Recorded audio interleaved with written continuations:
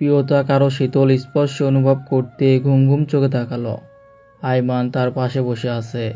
চোখের সামনে ভাসছে সেই দিনের চিত্রটা, কানে বাজছে আইমানের উচ্চারিত প্রতিটি ধ্বনি। হকচকে উঠে বসে গায়ের ওড়না জড়ানো, বিরক্তি কণ্ঠে বলল, আপনি এখানে কেন এসেছেন? আপনাকে আসতে বারণ করা হয়েছে, ভুলে যাচ্ছেন কেন?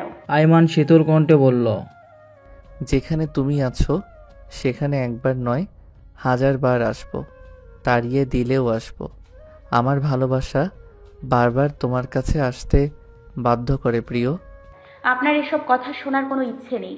আপনার কারণে আমাদের সুখী পরিবারে অশান্তি নেমে এসছে। আমার আব্বুর এই অবস্থার জন্য শুধুমাত্র আপনি দায়ী।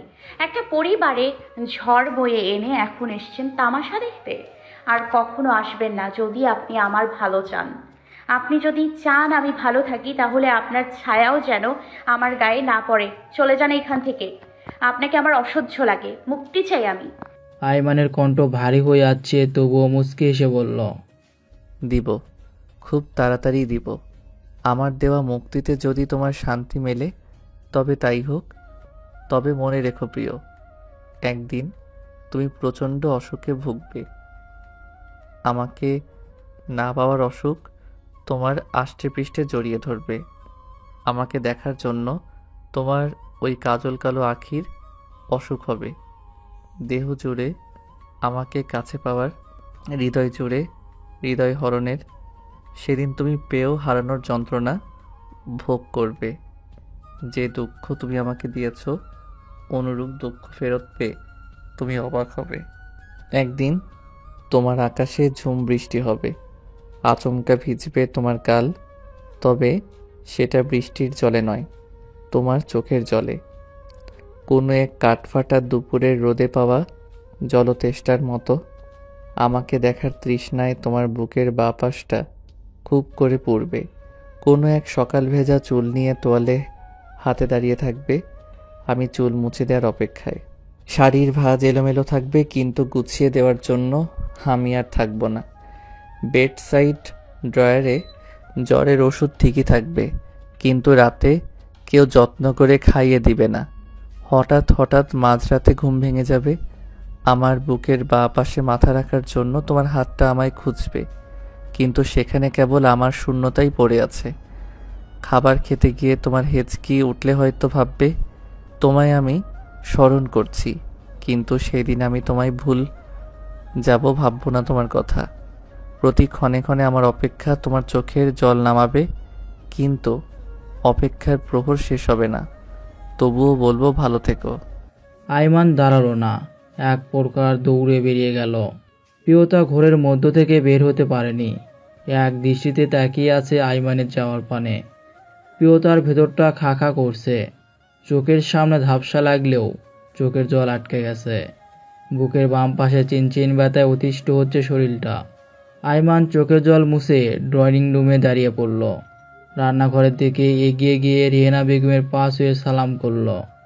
মা, আপনাদের অনেক কষ্ট দিয়েছি, পারলে আমাকে মাফ করে দিয়েন।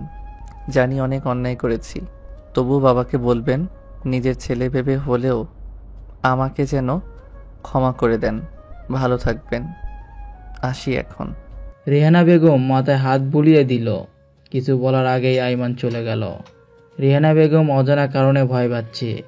কি এমন হয়েছে তার মেয়ের সাথে? প্রিয়তা উঠে দাঁড়ালো, আস্তে আস্তে বারান্দায় গিয়ে রাস্তার দিকে তাকিয়ে আছে।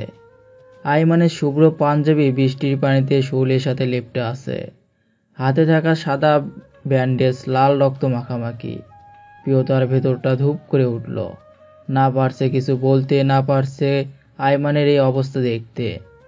আইমান ড্রাইভারকে পাঠিয়ে দিয়ে নিজের গাড়ি নিয়ে চলে গেল। ঝড় বৃষ্টি ক্রমশই বাড়ছে, চারদিকে অন্ধকারে ছেয়ে গেছে।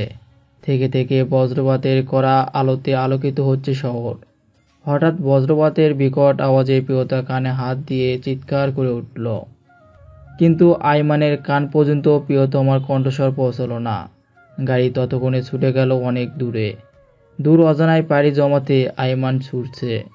সব মায়া ভালোবাসা বন্ধন ছিন্ন করে চলে যাচ্ছে অনেক দূর, যেখান থেকে প্রিয়তার ওপর আইমানের ছায়া কোনোদিন পড়বে না। প্রিয়তার মাথা ভারী হয়ে আছে, চোখের সামনে অন্ধকার দেখছে সব, কানে কোনো শব্দ পৌঁছাচ্ছে না। প্রিয়তা বারান্দার ফ্লোরে লুটিয়ে পড়ল। বৃষ্টিতে ভিজে একাকার পুরো শরীর। গন্তব্যহীন আইমান আনমনে গাড়ি চালাচ্ছে। মনের মাঝে বয়ে যাচ্ছে কাল বৈশাখী ঝড়। অতীতের স্মৃতি বিজড়িত রাস্তায় আইমানের গাড়ি চলছে। এক সময় বাবার সাথে প্রায় আসতো এ রাস্তায়। কত খুনসুটি মাখা ছিল বাবা ছেলের মুহূর্তগুলো। রাস্তার দুপাশে ঘন জঙ্গল, ঝড়ের তীব্র বাতাসে নুয়ে পড়ছে রাস্তায়। জনমানবহীন রাস্তায় আইমানের গাড়িকে পিছন থেকে একটা কালো গাড়ি অনেকক্ষণ যাবৎ ফলো করছে। আইমান সেদিকে পাত্তা দিল না, ফুল স্পিডে গাড়ি চালাচ্ছে। হঠাৎ সামনে একজন মহিলাকে দেখতে পেল। ততক্ষণে গাড়ি কন্ট্রোল হারিয়ে ফেলেছে। আইমান গাড়ি এক সাইডে করতে ভেঙে পড়া গাছের সাথে ধাক্কা খেল। মুহূর্তে উল্টে গেল সাদা গাড়িটা। আইমান ছিটকে পড়ল দূরে। সাদা পাঞ্জাবি রক্তে রঞ্জিত হয়ে উঠল। বৃষ্টির পানিতে ধুয়ে মুছে যাচ্ছে আইমানের রক্ত। রক্তধারা সৃষ্টি হয়েছে জঙ্গলময়। চোখের সামনে ভাসছে প্রিয়তমার মায়াবী মুখশ্রী। হাজারো স্মৃতি। বুকের মধ্যে প্রিয়তমার সাথে হাজার বছর বাঁচার আক্ষেপ। ছটফট করতে লাগলো আইমান। মৃত্যুর আগে শেষ মুহূর্তে যদি তার প্রিয়তমা স্ত্রীর কোলে মাথা রেখে শেষ নিঃশ্বাস ত্যাগ করতে পারত। পৃথিবীর শেষ দেখা যদি হতো প্রিয়তমার বদনখানি। আষ্টে পৃষ্ঠে জড়িয়ে ধরে শুনত হৃদয় হরণী হৃদয়ের হাহাকার। আইমান উঠে দাঁড়াতে চাইল, কিন্তু পারল না। শেষ নিঃশ্বাস প্রিয়তার কোলে মাথা রেখেই ত্যাগ করবে। প্রিয়তাকে একবার বলতেই হবে, এই দেখো তোমার কথা রেখেছি প্রিয়। আমি চলে যাচ্ছি বহুদূর, যেখান থেকে তোমার উপর আমার কোনো ছায়াও পড়বে না। তুমি খুব ভালো থাকবে, তাই না প্রিয়? তখন কি প্রিয়তার কাজল কালো আঁখিতে জলধারা নামবে? যেভাবে হোক প্রিয়তার কাছে পৌঁছাতেই হবে। আইমানের সমস্ত শরীর থেকে অনবরত রক্ত ঝরছে। তবুও উঠে দাঁড়ালো। পথ চলার শক্তি নেই। এক পা সামনে এগিয়ে দিতেই পড়ে গেল মাটিতে। চোখের সামনে সব ঝাপসা লাগছে। মাথা ভারী হয়ে উঠেছে। ধীরে ধীরে শরীর ভারী হয়ে আসত। সমস্ত শক্তি ফুরিয়ে গেল। পড়ে রইল নিস্তেজ নিত দেহখানি। প্রিয়তার জ্ঞান ফিরতেই নিজেকে ঘরে আবিষ্কার করল। পাশে পিয়াস দাঁড়িয়ে আছে, চোখগুলো ভেজা। প্রিয়তা হকচকে উঠে বসল। ভাই কি হয়েছে তোর, কাঁদছিস কেন? পিয়াস ভেজা কণ্ঠে বলল। তুমি ঠিক আছো তো? প্রিয়তা সন্ধিহান চোখে পিয়াসের দিকে তাকালো। কি হয়েছে সত্যি করে বলতো, মিথ্যা কিছু বলবি না কিন্তু। অজানা ভয়ে চুপসে গেল প্রিয়তা। চোখ থেকে অবাধ্য নোনা জল পড়ছে। পিয়াস হু হু করে কেঁদে উঠল। আপি, ভাইয়া হাসপাতালে, অ্যাক্সিডেন্ট হয়েছে। ভাইয়ার অবস্থা খুব খারাপ আপি। অনেকক্ষণ হলো, এখনো জ্ঞান ফিরেনি আপি। প্রিয়তার অজানা ভয় সত্যি হলো। কানে বাজছে আইমানের কথাগুলো। বলা কথাগুলো আইমান এভাবে সত্যি করতে উড়ে পড়ে লাগবে প্রিয়তা ভাবতে পারেনি। কানে হাত দিয়ে গগন বিদারী চিৎকার করে উঠল। তপ্দা খেয়ে কিছুক্ষণ চুপ করে রইল। আস্তে আস্তে বলল, আমাকে নিয়ে চল পিয়াস, আমি এক্ষুনি যেতে চাই। পিয়াস প্রিয়তাকে ধরে ড্রয়িং রুমে আনলো। রেহানা বেগম গালে হাত দিয়ে বসে আছে। তার ধারণা প্রিয়তার সাথে ঝগড়া করে নিজের ইচ্ছায় অ্যাক্সিডেন্ট ঘটিয়েছে আইমান। কিছুক্ষণ আগে হাসপাতাল থেকে এসেছেন। খবর পেয়ে ছুটে গেলেন হাসপাতালে। প্রিয়তাকে দেখে উঠে দাঁড়ালেন। প্রিয়তা মায়ের বুকে ঝাঁপড়ে পড়ে কাঁদতে লাগলো। রেহানা বেগম মেয়ের মাথায় হাত বুলিয়ে দিতে লাগলো। নীরবে তিনিও চোখের জল ফেলছে। মেয়ের এমন কষ্টের মুহূর্তগুলোর সাক্ষী কোনো মারাই ঠিক থাকে না। প্রায় 40 মিনিট পর হাসপাতালে পৌঁছলো প্রিয়তারা। আরিয়া, অনু, ইরা সহ গার্ডরা হাসপাতালে আছে। আইমানের অ্যাক্সিডেন্টের কথা যতটা সম্ভব গোপন রাখা হয়েছে। আরিয়া প্রিয়তাকে জড়িয়ে কেঁদে উঠল। বৌমনি, দাভাইয়ের কি হয়েছে? তোমার সাথে তো শেষবার কথা হয়েছে দাভাইয়ের। তুমি কি বলেছো দাভাইকে, যে কারণে দাভাইয়ের এই অবস্থা? বলো না বৌমনি, কি বলেছো তুমি? প্রিয়তা পাথরের মতো দাঁড়িয়ে আছে। আরিয়া কথার কোনো উত্তর তার কাছে নেই। আরিয়া কাঁদছে আর একের পর এক প্রশ্ন করছে। প্রিয়তা আরিয়াকে নিয়ে বসলো। মুখ দিয়ে একটা কথাও বের হয়নি প্রিয়তার। চোখে পানি টলমল করছে। বুক ফেটে চৌচির হয়ে যাচ্ছে। অনেকক্ষণ পর ডাক্তার বাইরে আসলো। আরিয়া দৌড়ে গেল ডাক্তারের কাছে।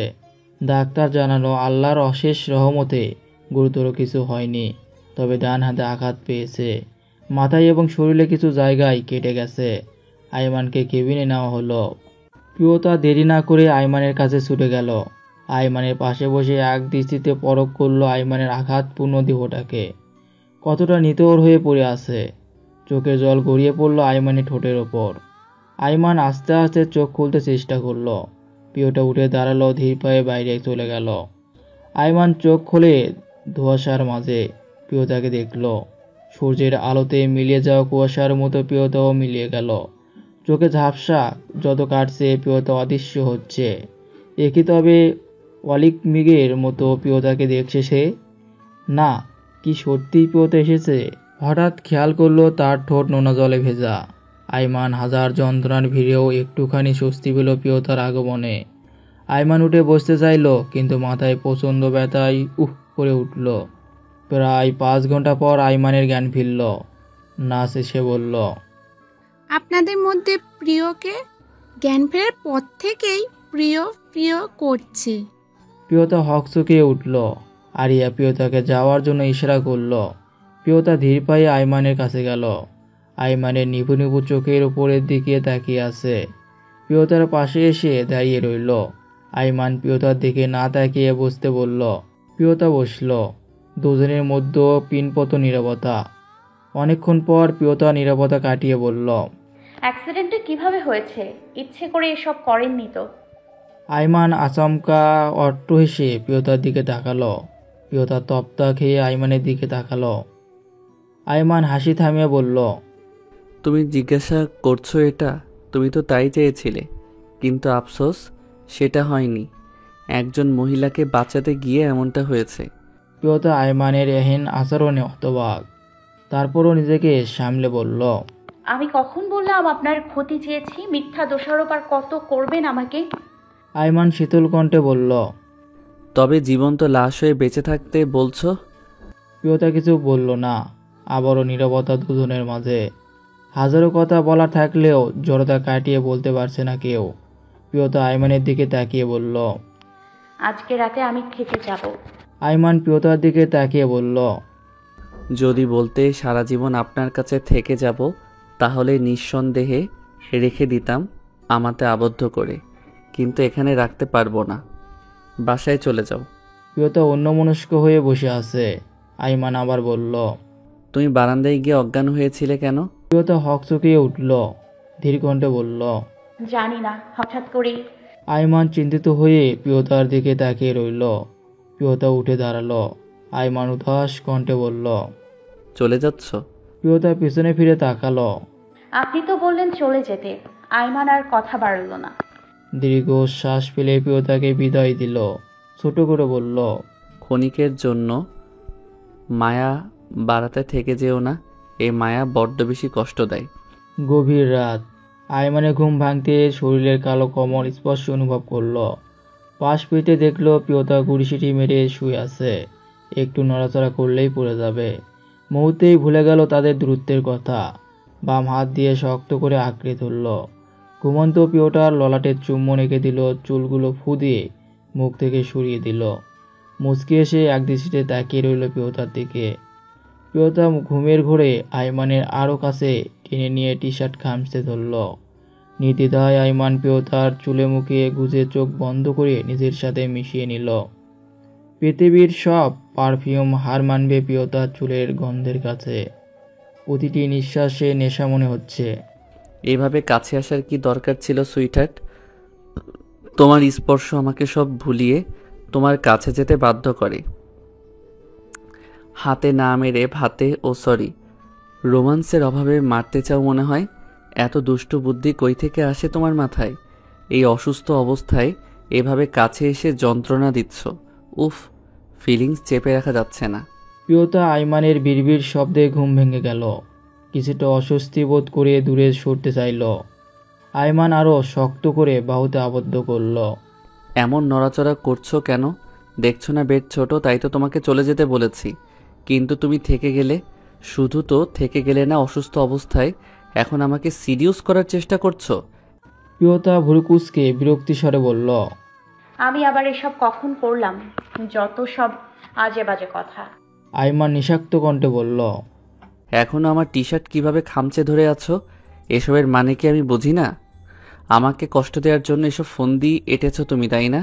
আপনি না সকালে অ্যাক্সিডেন্ট করেছেন, এখন এত কথা কিভাবে বলছেন? আইমান একটু ভাব নিয়ে বলল, আমি যদি মানসিকভাবে ভেঙে না পড়তাম তাহলে আমার কিছুই হতো না। আর এসব কাটা ছেঁড়া, হাত ভাঙা, পা ভাঙা এগুলিতে আমি অভ্যস্ত। এসব আমার ছোটবেলা থেকেই হয়ে এসেছে। প্রিয়তা চুপ করে রইল। আইমান প্রিয়তা চুপ করে থাকা দেখে শীতল কণ্ঠে জটিলতা সারা প্রশ্ন করল। থেকে গেলে কেন? দায়িত্ব নাকি ভালোবাসায়? প্রিয়তা অপ্রত্যাশিত প্রশ্নে চমকে উঠল। প্রশ্নটা বড্ড বেশি কঠিন মনে হচ্ছে। আইমানের দিকে তাকিয়ে রইল যেন চোখেই সব উত্তর দেবে। আইমান মুচকি হেসে আর চোখে বলল, প্রশ্নটা কি বেশি কঠিন করে ফেললাম? উত্তরটা আমি দেই তাহলে। তুমি দায়িত্ব পালনের জন্য থেকে গেলে, এটাও ঠিক না।